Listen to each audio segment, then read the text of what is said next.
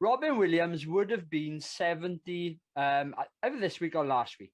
And something came up on Facebook which made me think we need to discuss his films on Rewind the Movies. So here we are. We got Adam from the Vale and the Rewind the Movies regulars, myself, Andrew, and Prog.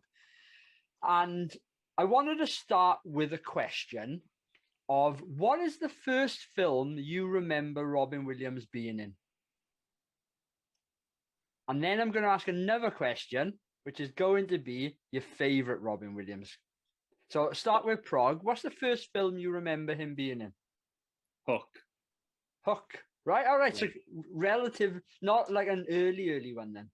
No, but that, of course, Hook was released when I was like 10. So I think I went to the cinema to watch it. I definitely had it on VHS when it came out. So Hook would have been the first one.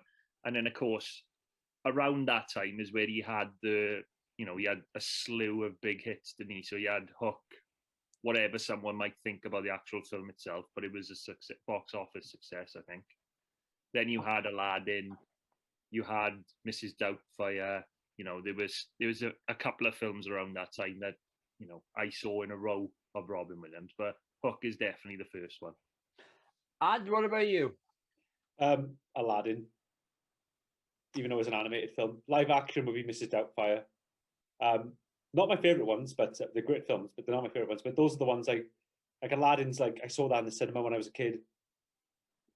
And Mrs. Doubtfire, I can remember so vividly Mrs. Doubtfire coming out on video and being all over the shop on telly when it first ever came out. It's just, it was a huge film, and it still holds up really well now. I love Mrs. Doubtfire. Who doesn't like Mrs. Doubtfire, right? But mine was Popeye, and I got a really vivid memory of watching it. Me and Prog grew up with a guy called Darren, and me and Darren lived relatively close to each other. And I got quite a vivid memory of him owning Popeye on VHS and us regularly watching it. But at the time, I didn't know who Robin Williams was. All I remember is his forearms in it. Obviously, he's got like prosthetic forearms and then being absolutely huge. But I for the love of money, I couldn't remember what that storyline or the plot is in Popeye. I'm assuming Olive Oil gets kidnapped by Bluto and he has to get her back, similar to what every cartoon was. Well, Popeye, right, is a really weird one for me, right? Because I always remember someone told me about Popeye when I was in school. Because everyone when I was a kid loved the Popeye cartoons. I don't think Popeye the cartoon is even in the know with children anymore. I mean, you have kids. Do they watch Popeye? No, mine are too young anyway. But it's not on TV. It's just no one knows about Popeye. But I used to love the Popeye cartoons when I was a kid. I used to be obsessed with them. Someone told me about the Popeye movie, and I thought they were lying. I was like, no, there's not a Popeye film. I was like, 5-year-old me was like, there's no Popeye film. You're lying. And they were like, no, it is. That Mrs. Doubtfire plays Popeye. And I was like, shut up. Get out of it. You are talking absolute nonsense. Like, would not believe them. And then a couple of years later, I was watching television and it came on like S4C. And I was like, oh my God. There's an interesting fact about that one, isn't it? We did it on another podcast. I think it's one of the only Disney, or the first Disney film to have a profanity in it. Really? I think so. Yeah, suck my cock, Olive. Can you honestly imagine that Robin Williams would say that line? Yeah, Robin Williams was a foul-mouthed bugger, man. He always swore in his stand-ups. It's interesting you've gone on to the stand-up because I'm not a fan of his comedy. No, same year. I'm not. I would never sit down and watch a Robin Williams comedy special, but like, I've seen his stuff, and there's loads of references to cocaine use and just swearing, just loads of bad words. So, some of his best work was after he became sober, and he used to go on talk shows, and some of the stories he came up with, and it wasn't necessarily that really hectic humor that he had. It was just him being normal and telling stories, and some of them were brilliant. Well, some of my favorite Robin Williams memories are actually not of him, but of people telling stories about him. One person in particular was Billy Crystal, And of course, when Robin Williams passed, Billy Crystal went on quite a lot of the American talk shows because they were very, very close. And Billy Crystal would always tell a Robin Williams story. And I found those funnier than anything that Robin Williams would tell. Well, there's quite a really good, nice story. So Robin Williams and Christopher Reeve's Superman were really good friends, and I think Robin Williams helped him out during their college days, financially a little bit. And when Christopher Reeve had his accident and fell off the horse and broke his back, Robin Williams went to see him in the hospital. I don't know if he was one of the first ones to see him when he was ready for visitors or not, but anyway, he took a doctor's coat and stethoscope and wore it into the room and pretended to be something like a Russian doctor or something like that, and just spouted out all this crap about helping him and whatever. And the story goes that was the first time he smiled after the accident. Yeah, I would believe that. You'd be hard pressed to not be, cheered up by Robin Williams. You'd have to be a really depressed person. Oh God, yeah. I mean, you think about him, he's so infectious, isn't he? I mean, I know I've said that I'm not a fan of his comedy or his stand-up, but that doesn't mean I wouldn't smile or, laugh and listening to him. It's just, his comedy style isn't for me. Well, we're going to get into some... are we doing this filmography then? Are we I was wondering, maybe we should just go in some like chronological order and just pick out some of the films that you then have some memories of. And, Popeye's probably a good place to start, because I don't think... for me, I've never seen it. I've seen it when I was a kid. I can't remember.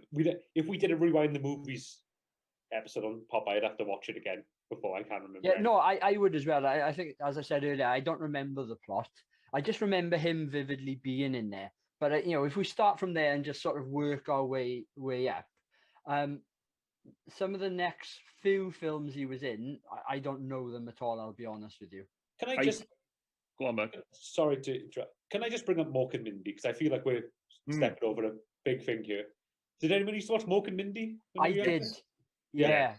I used to love it. I'm pretty sure it's Channel 4 it was on. Correct me if I'm wrong on that. No, I think it was back on Channel 4, yeah.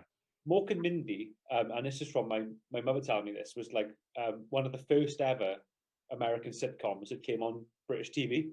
Like one of the first ever ones they had. And it was preceded by Happy Days, which is where Mork came from. Yeah, exactly. Yeah, but I always remember my mother on Saturday. I forgot what day of the week it was, but Save for the Bell and Mork and Mindy used to be on back to back.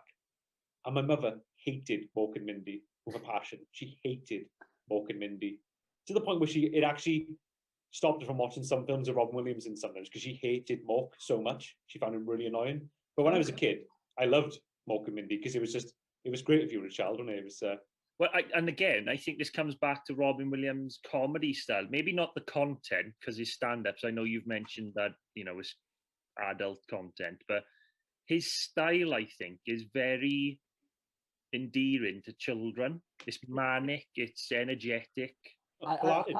And to be honest, right, he, I think, is that sort of typical comedy genius mindset. Because he's just manic. And you can imagine then why his life privately took the route that it did as regards to drugs and alcohol, because I could never imagine what was going through his mind. I'll tell you what, loads of cocaine probably. Well, yeah, definitely going through his bloodstream. He definitely did a lot of coke. Well, he was in Hollywood in the 80s. I think we've established that probably 95% of Hollywood was doing coke at that time. He liked his vices. He loved a drink and a line of coke, like we all do on Rewind the Movies. Only on a Sunday. All right, come on, let's go through some of the other things then. So going through the list as I go up, I'll be honest with you, the next film is a few years later, 7 years later, in fact, and it's Good Morning Vietnam. Yeah, I thought you were going to bring this one up because I remember you talking about this when we were younger. I love this film, and I came across the soundtrack before I came across the film. I've never seen it. It's absolutely brilliant, I think, as a film. I know it's like well, it's about Barry Levinson. He's a pretty big director, but I've never seen Good Morning. I mean, this is one of those ones I've never got around to watching. It, Uh, I'm not saying I watched that after Popeye. I didn't watch Good Morning Vietnam until I was in, I think, first couple of years in university. And it's the first time I seeing Robin Williams in a film which wasn't necessarily about the comedy. So I'd seen Toys, I'd seen Aladdin, I'd seen Mrs. Doubtfire, Hook. Hook is, I'll say it now, Hook is right up there for me as my favorite film. Not because it's the best, but because it's the one that I just used to watch all the time.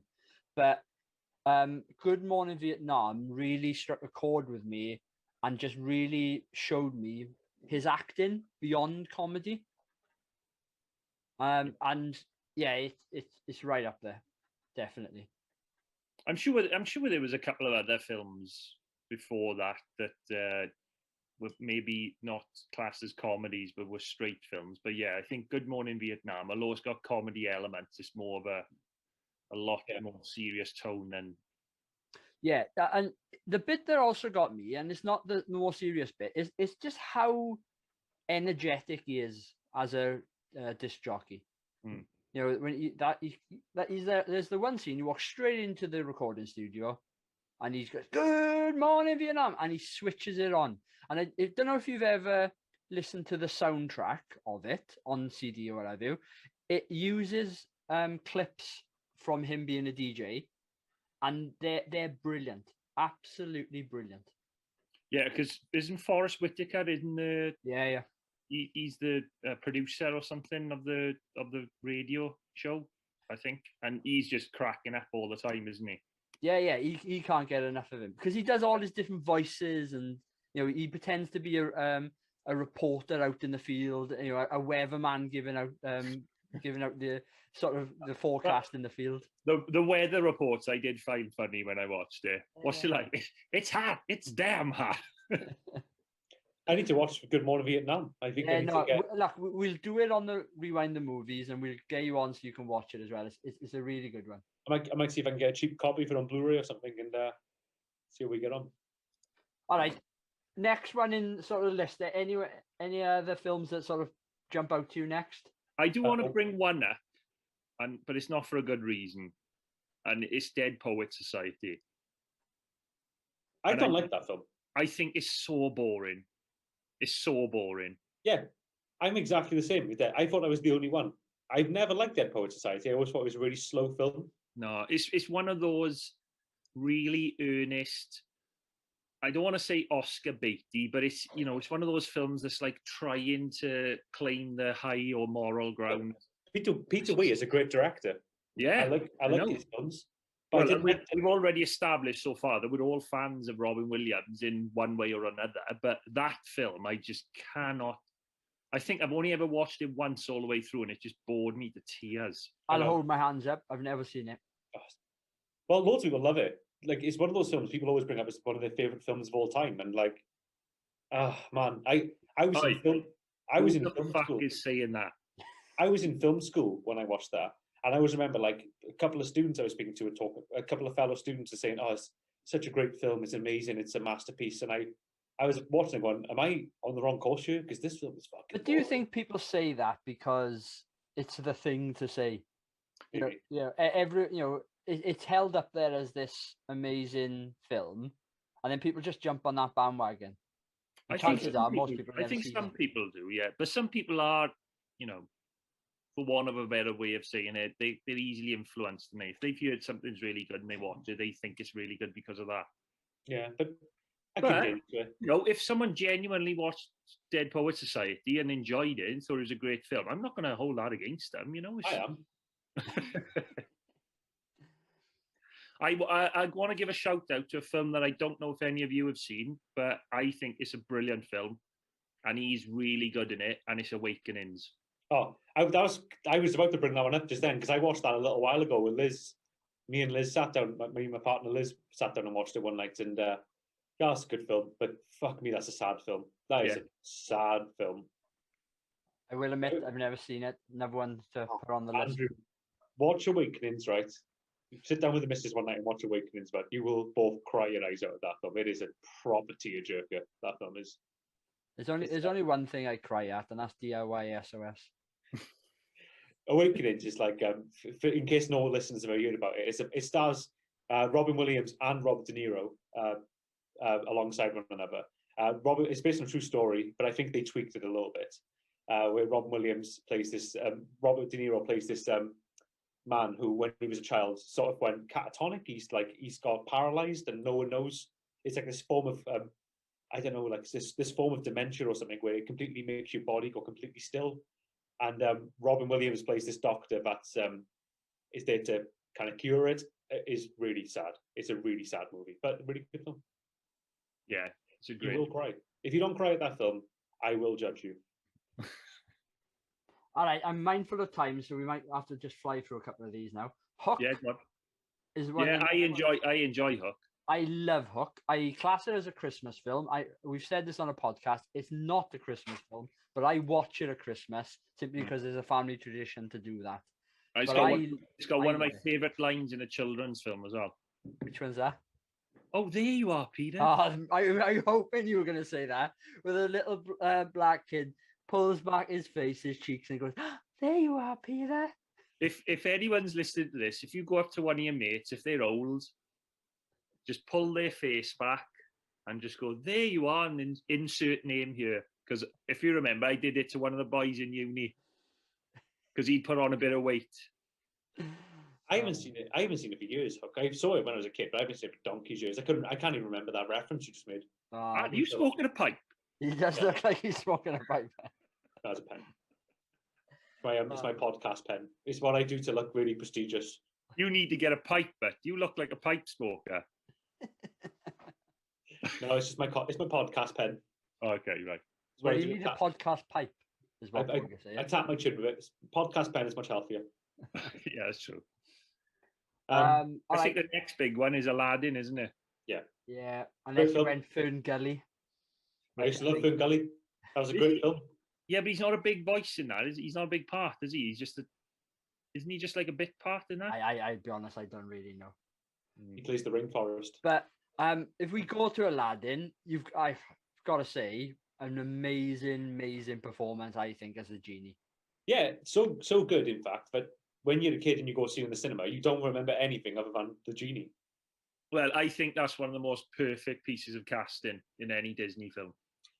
But very controversial at the time, because didn't he sue Disney over it or have a massive fallout with Disney over that film, because he said he would do the voice as long as they didn't make all the marketing based on him. He didn't want it was something weird going on, but he didn't want all of the marketing around the film to be based on him. And because I don't know why he did that, but he just didn't want it to be that way, and they just did it anyway. And he didn't do the voice in any of the other films or something weird like that. He had a big falling out with him. I may be wrong on this, but I am pretty sure that Robin Williams in Aladdin ushered in the stars doing voice acting. 100%, yeah. It was the first big bit of stunt casting they would do for animated films, and now you'll just get any celebrity doing a voice in an animated film. You get bloody Vin Diesel doing a tree. Yeah. In Avengers. Which is a shame, because there's actually a slew of really good voice actors out there, and they can't get work because all the movie stars are getting the voice acting. Maybe that's why Robin Williams was really against them using him as a big promotional tool for the film. Maybe that's what it was. But he definitely fell out with him over it. I don't know. Yeah. People in the comments, if you know the full story behind that, write it down below and we'll read it. Next one in the list, that for me stands out, is Toys. I went to the cinema to see this. I don't know if I went with you, but I definitely went with a couple of our friends. Yeah, we were holding hands in the back row there. Kissing in the back row of the movies. I don't think it's an amazing film, but again, I think he stands out in it. And that's got quite a sad ending, hasn't it? Yeah, I think so. But this was in the summer when we used to go every Saturday morning. I don't know if you remember that. The local cinema had like children's films, was it? Yeah, because we also went to see Secret Garden, which was absolute rubbish. You also by Barry Levinson, though. He also jumped. That's also by him. So What was it? yeah, so Barry Levinson and Robin Williams are obviously very good friends. Yeah. So there's that as well. Next God. one on the list, Mrs. Doubtfire. I went Yeah, to the good film. cinema I with watched my it parents. like that film is one Liz will always put on TV. I went on stage last night after we were doing the podcast, and she was watching it on Disney Plus. I've seen it billions of times. It's a great film. It's Great comforting, that film, isn't it? Even Yes. though when you're watching now, unfortunately the part played by I forget her name, Sally Fields, that the mother stroke wife part, it's a bit difficult now, isn't it? Because it's very sort of harsh. She does kind of like, yeah, that's my one peeve with the film. She does kind of take his entire life away for like no reason. I know, she doesn't let him see the kids. Like it's a bit. Then, that's what drives. It's a bit like, plot, isn't whoa. It? Yeah. Yeah.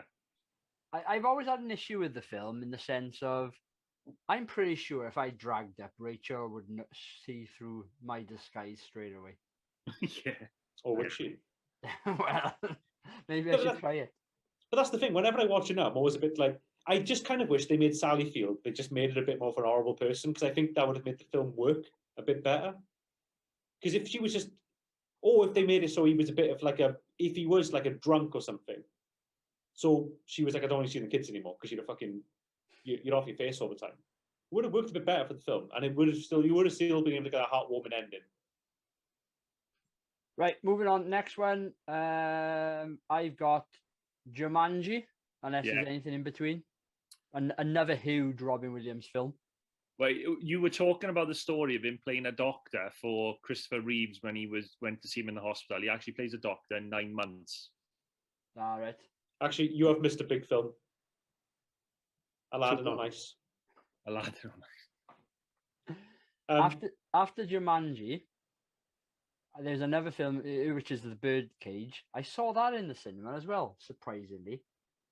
Did I come to cinema with you to watch that, Prague? Have you ever seen it?